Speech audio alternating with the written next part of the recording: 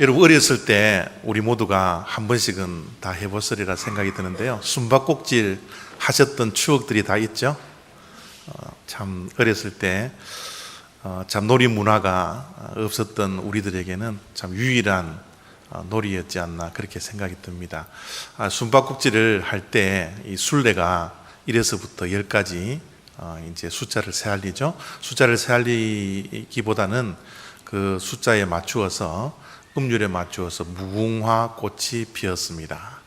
그러면서 술래가 눈을 감고 아이들이 숨을 때까지 이 술래가 번호를 세는 것이 숨바꼭질입니다. 술래가 열을 세알릴 동안에 아이들은 숨죠. 숨는데 아이들이 참 순진하게 머리만 저렇게 쳐박고 궁둥이는 쭉 내밀고 있는 그런 모습들 다 우리들이 한 겁니다. 저런 것이 숨바꼭질 놀이죠. 숨바꼭질이라는 이 단어는 이런 뜻이 있다고 합니다. 숨자는 숨다라는 숨자고요. 박은 박다 할 때 박자고요. 꼭은 꼭꼭이라는 꼭이고요. 질은 놀이 할 때 그런 질이라는 그런 단어를 씁니다. 그래서 숨바꼭질은 꼭꼭 박혀 숨기, 꼭꼭 박혀 숨는 놀이, 그런 뜻을 가지고 있는 것이 이 숨바꼭질입니다. 이 술래는 이 꼭꼭 박혀 숨어 있는 친구들을 찾아야 돼요. 열심히 찾아야 찾을 수가 있습니다. 그냥 건성건성으로 해서는 꼭꼭 숨어 있는 친구들을 찾아낼 수 없는 것이 이 숨바꼭질이라는 전통 우리들이 했던 놀이 문화인 것이죠. 제가 왜 갑자기 숨바꼭질에 대한 이야기를 하나 그러면, 오늘 말씀을 가만히 들여다보면요, 하나님께서 어떤 모습으로 우리들에게 다가오시나 그러면 하나님은 숨어 있는 하나님이다, 숨어 계신 하나님이다 라고 하나님을 우리들에게 소개를 하고 있어요. 15절을 보면 구원자 이스라엘의 하나님이여 진실로 주는 스스로 숨어 계시는 하나님이시니이다. 하나님은 어떤 하나님요? 스스로 숨어 계시는 하나님이시다.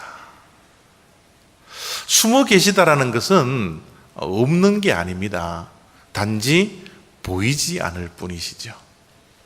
이 세상의 주인 되시고 이 세상을 인도하시고 이 세상을 역사하고 계시고 이 세상을 섭리하시는 그 하나님이 보이지 않는다고 해서 안 계신 것이 아니라 숨어 있기 때문에 우리들에게 보이지 않을 뿐이라는 사실이에요.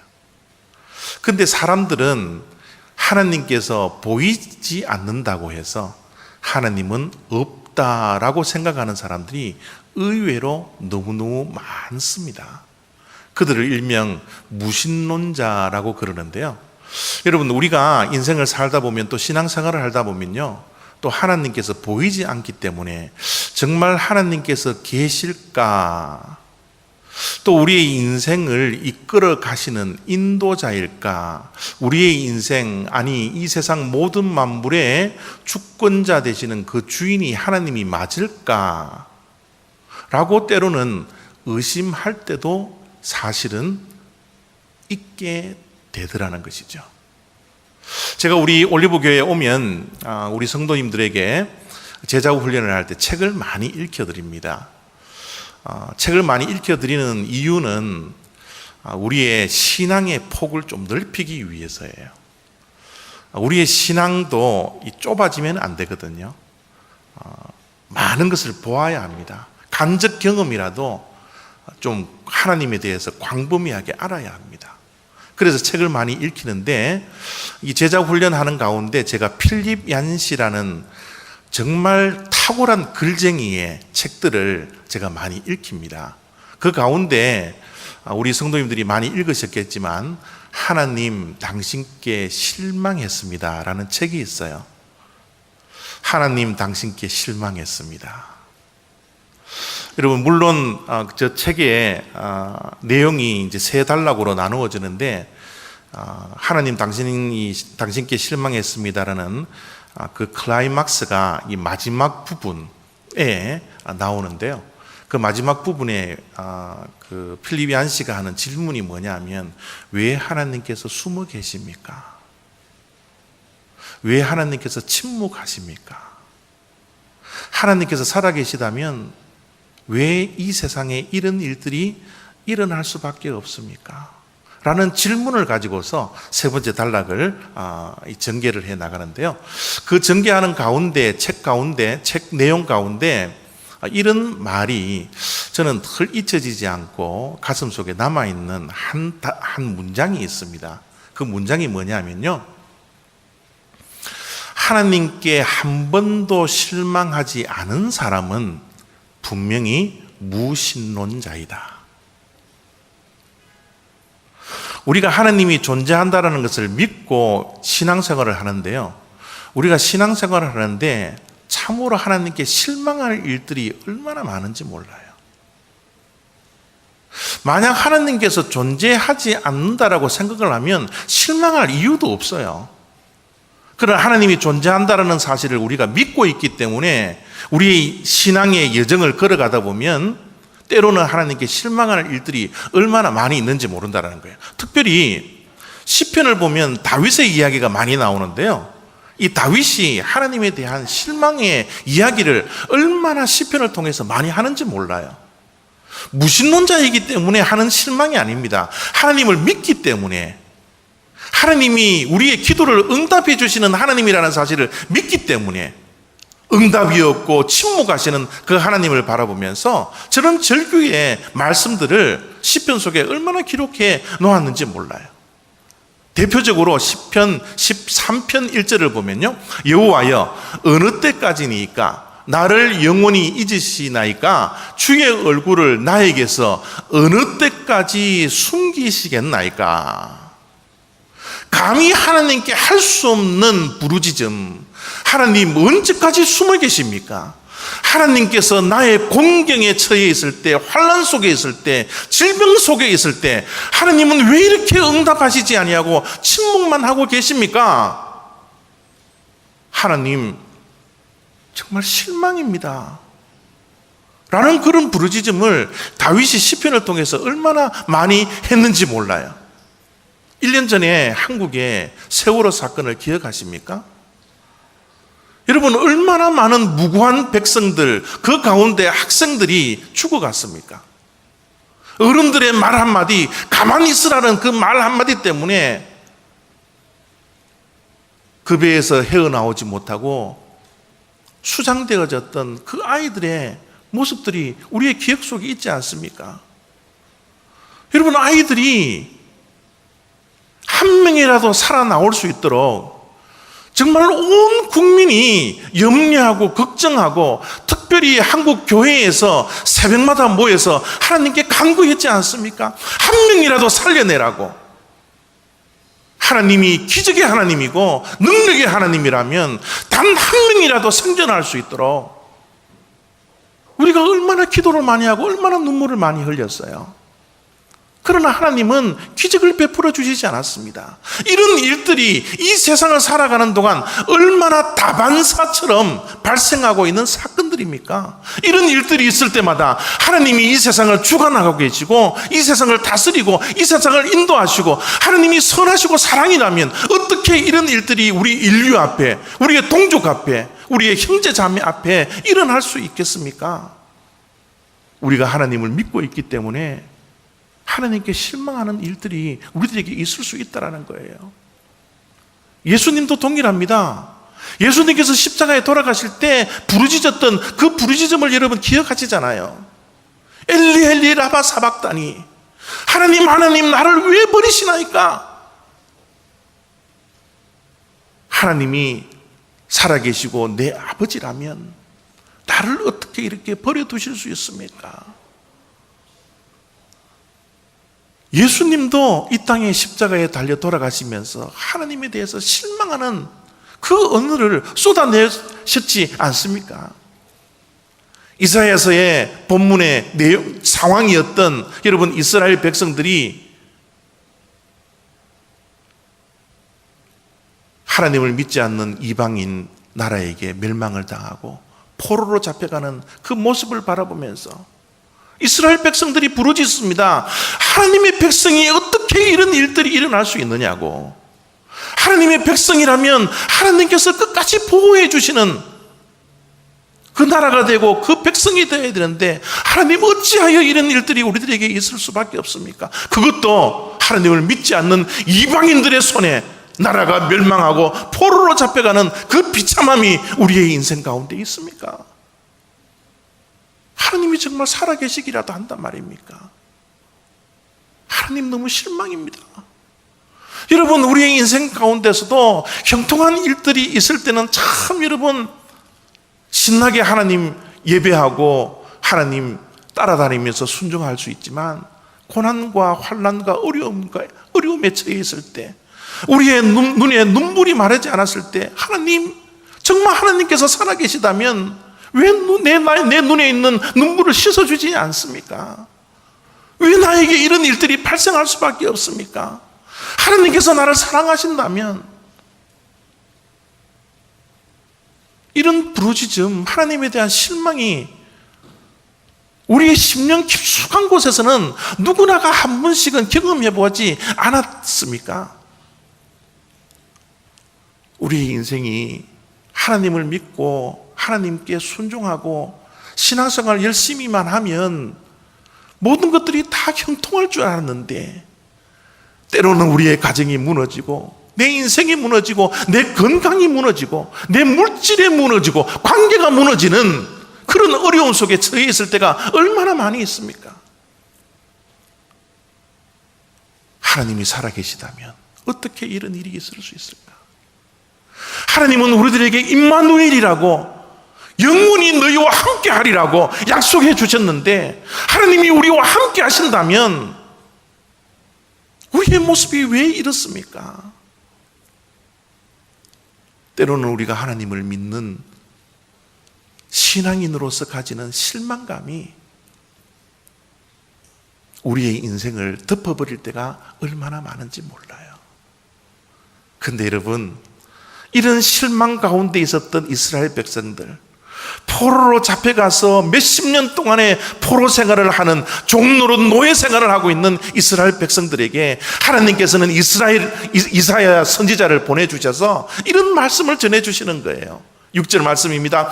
해 뜨는 곳에서부터 지는 곳에서든지 나밖에 다른 이가 없는 줄을 알게 하리라. 나는 여호와라, 다른 이가 없느니라. 해 뜨는 동쪽에서부터 해 지는 서쪽까지 하나님께서 없는 곳이 없다라는 말씀을 선지자를 통하여서 이사야 백성들에게 말씀을 하고 있는 거예요. 하나님이 숨어 계신다고 계시지 않는 것이 아니라 너희들이 찾지 못할 뿐이란다. 하나님이 우리를 멀리 떠나가신 것이 아니라 너희가 나를 먼저 떠났기 때문에 멀리 있는 것이란다.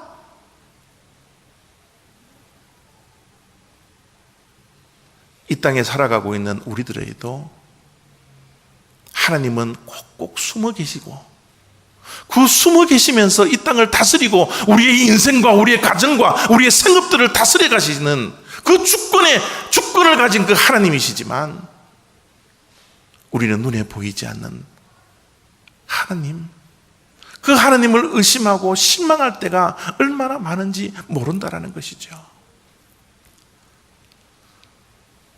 대학교 강의 시간 때 무신론 학생이 칠판에 나와서 글자를 하나 딱 썼습니다. 어떤 글자를 썼나 그러면 God is nowhere. 하나님께서는 아무 곳에도 없어요 라고 무신론자가 글을 썼다고 합니다. 그런데 이어서 하나님을 잘 믿는 학생이 한 명 나오더니 그 칠판 바로 옆에다가 이런 글을 썼습니다. 똑같은 글씨인데도 불구하고 이런 말을 썼어요. God is now here. nowhere이 아니라 now here이라는 거예요. 여러분, 하나님께서 보이시지 않는다고 해서 하나님이 존재하는 것이 아닙니다. 바로 이 자리에, 이곳에, 우리의 마음 속에, 여러분의 가정 속에, 우리의 생업 속에, 우리가 거하는 그곳에 하나님께서 계시다라는 사실을 이사야 선지자가 이스라엘 백성들에게 이야기를 하고 있는 거예요. 지금 이스라엘 백성들은 노예 생활을 하면서 지쳐 있습니다. 언제 우리가 이 노예 생활을 벗어나야 할 것인지, 우리가 왜 이렇게 되었는지, 하나님의 백성이 나라를 잃어버리고 어떻게 하나님을 믿지 않는 백성들의 나라에 포로로 잡혀가서 노예 생활을 하고 있는 것인지 하나님께 실망하고 있을 때 하나님은 보이시지 아니하고 숨어 계시지만 하나님께서 계시지 아니한 곳은 없다라고 그 이스라엘 백성들에게 이사야를 통해서 말씀해 주고 있는 거예요. 이사야가 하나님의 말씀을 받고 또한 이런 말씀을 또 이어갑니다. 나는 빛도 짓고 어둠도 창조하며 나는 평안도 짓고 환난도 창조하나니 나는 여호와라 이 모든 일들을 행하는 자니라. 여러분, 저 7절 말씀을 한 문장으로 요약하라 그러면요, 이 세상의 주인은 바로 나다라는 거예요. 하나님께서 말씀하십니다. 빛도 짓고 어둠도 창조하시고 평안도 짓고 환난도 창조하고 이 모든 일을 행하는 것은 이 세상의 주인인 바로 나란다. 우리의 인생에 어려움이 있고 슬픔이 있고 형통이 있고 불통이 있고 역경이 있고 환난이 있고 눈물이 있지만 그 모든 것들을 허락해 주시는 것은 이 세상의 모든 만물의 주인 되신 바로 나다라는 사실을 이사야 선지자를 통해서 우리들에게도 동일하게 말씀하고 있는 거예요. 때로는 우리가 하나님께 실망할 수밖에 없지만, 때로는 하나님께 부르짖을 수밖에 없지만,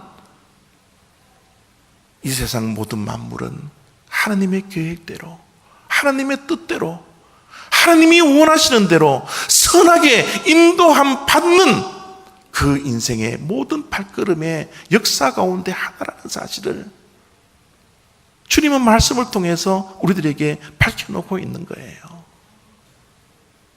이 세상의 주인은 하나님 한 분밖에 계시지 않습니다. 이 세상을 컨트롤 하시는 것은 하나님 한 분밖에 계시지 않아요.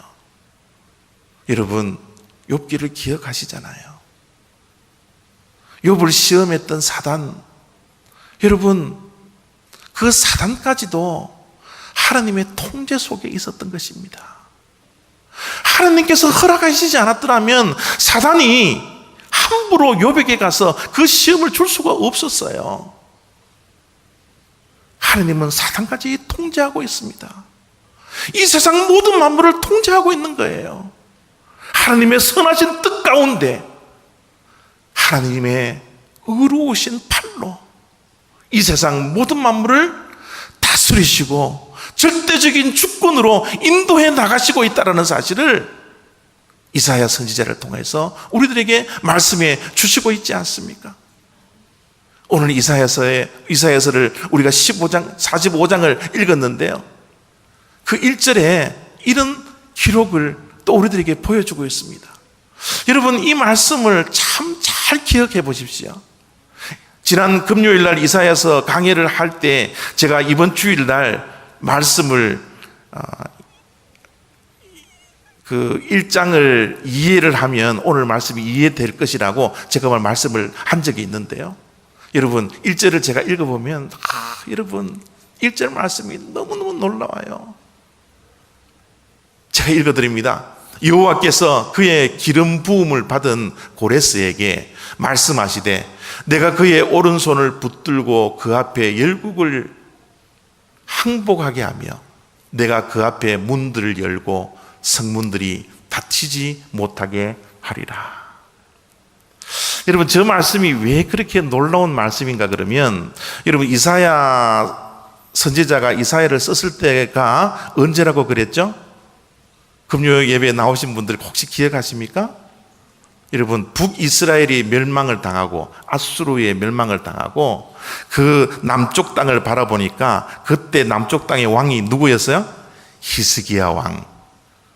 그죠? 히스기야 왕이 유다를 치리하고 있을 때 여러분 몇십 년이 지나서 누구에게 또 남유다가 멸망을 당합니까? 바벨론에게. 그 바벨론이 또 누구에게 멸망을 당해요? 페르시아에게. 그죠? 우리 성경을 보면 이 세상에 이 세계의 역사가 이렇게 흘러가는 것을 우리가 잘 알고 있지 않습니까? 여러분, 이사야가 북이스라엘이 멸망당한 그 순간에 남유다 히스기야 왕과 함께 활동했던 선지자예요. 그런데 1절을 보면 왕의 이름이 누가 나와요? 고레스 왕이 나옵니다. 지금 이사야서를 쓰던 그 시절과 페르시아의 초대 왕이었던 이 고레스, 사이프러스라는 이 왕이 태어나기도 훨씬 150년, 100년 전의 이야기를 이사야가 45장 1절에 고레스의 이름을 밝히면서 이야기를 하고 있는 거예요. 150년 전의 이야기를 정확하게 이 세상에 태어날 고레스의 왕의 이야기를 하면서 이 왕을 하나님께서 기름 부음을 부어주시고 그 왕으로 하여금 하나님께서 문들을 열어주시고 모든 세상을 정복할 수 있도록 다 하나님께서 먼저 가셔서 역사하시는 그 모습을 150년 전에 이사야 선지자를 통해서 예언하고 있는 내용입니다. 여러분, 세상 사람들은요, 저 말씀을 보면서 아니 어떻게 저런 일들이 있을 수 있어? 이사야가 활동할 때는 고레스가 태어나기도 전인데 그거보다 150년 전의 이야기를 어떻게 쓸 수 있느냐? 저것은 분명히 후대의 사람들이 성경을 왜곡하면서 역사가 몇백 년이 진행된 후에 이사야서라고 써놓은 것이다 라고 사람들은 이야기를 합니다. 여러분, 저는 아무리 이사야를 읽고 아무리 묵상하고 아무리 기도를 해도 그 말을 인정할 수가 없어요. 여러분, 하나님이 150년 앞을 내다보지 못하겠습니까? 1500년 앞을 내다보지 못하겠습니까? 15,000년 앞을 내다보지 못하겠습니까? 하나님은 어제의 하나님이요 오늘의 하나님이요 내일의 하나님이신데 150년 고레스 왕이 이스라엘 백성들을 포로 귀환하게 하기 위해서 하나님께서 먼저 기름 부으시고 하나님께서 사용하시는 도구로 사용하시는 것 미리 150년 전에 말씀을 했다는 것을 우리가 믿을 수가 없습니까? 저는 저 말씀이 0.0001%도 의심되지 않는 하나님의 말씀, 이사야 선지자가 150년 전에 예언했던 말씀으로 그냥 인정하고 믿을 수밖에 없는 거예요. 왜냐하면 미래의 주인도 바로 하나님이시기 때문에 그래요. 150년 전에 저 고레스 왕이 이 땅에 올지 안 올지 우리는 몰랐지만 하나님께서는 모든 것을 아시고 미리 준비하여 주시는 그 하나님, 그 미래를 다스리시는 하나님이라는 사실을 저 1절을 통해서 얼마든지 확인해 나갈 수 있다는 것이죠.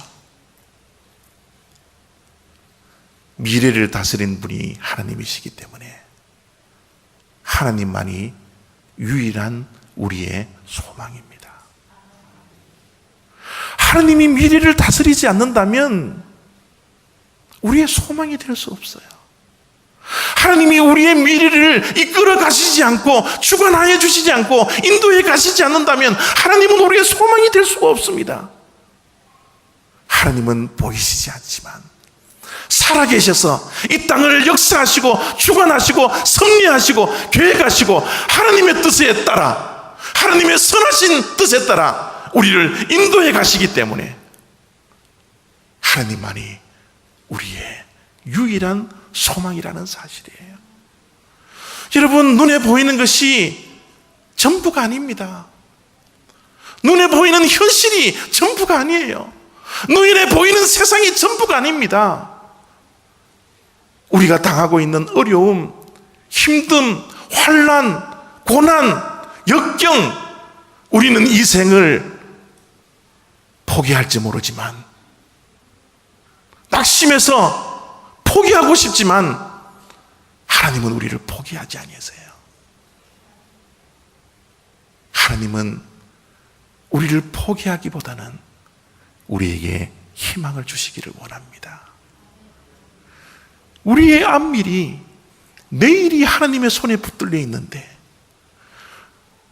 눈에 보이지 않는 미래가 하나님의 것인데 우리가 무엇이 두렵고 무엇이 걱정이고 무엇이 염려가 있습니까? 하나님이 우리의 아버지이신데, 우리를 인도해 가시는데, 모든 것이 합하여 선을 이루어 가시는 그 하나님의 능력이, 그 선하심이 우리의 하나님인데, 미래를 다스리시는 150년, 1,500년, 15,000년을 다스리는, 영원히 미래를 다스리시는 미래의 주인이 우리의 하나님이신데,